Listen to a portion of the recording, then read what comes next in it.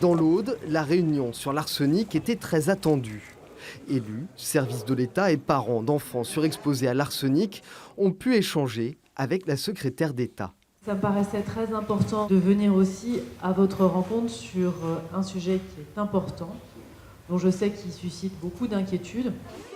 En mai dernier, des parents de la vallée de l'Orbiel avaient fait analyser les urines de leurs enfants pour y rechercher des traces d'arsenic. Et là, surprise, plusieurs présentaient des taux supérieurs aux moyennes admises.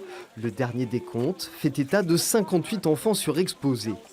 Car en octobre 2018, les inondations ont lessivé les anciennes mines de la Montagne Noire et ont déplacé des métaux lourds, dont l'arsenic issu de l'exploitation minière. Après des mois d'inquiétude des populations, malgré les différentes mesures mises en œuvre par l'État, Emmanuel Wargon a promis un nouveau plan d'action pour les prochaines semaines.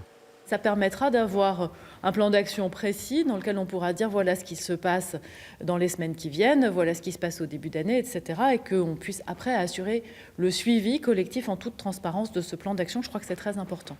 Le plan d'action permettra à chacun d'avoir de la visibilité sur l'action de l'État et de ses nombreux services pour comprendre l'origine des surexpositions et les limiter.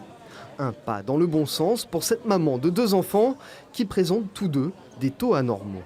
On a enfin l'impression d'être pris au sérieux, que nos inquiétudes sont vraiment prises en considération, qu'ils ont bien compris qu'on parlait de la santé de nos enfants et pas de celle du voisin.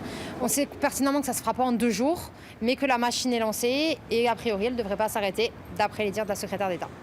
Des parents d'enfants qui attendent donc beaucoup du plan d'action qui devrait être présenté dès novembre prochain.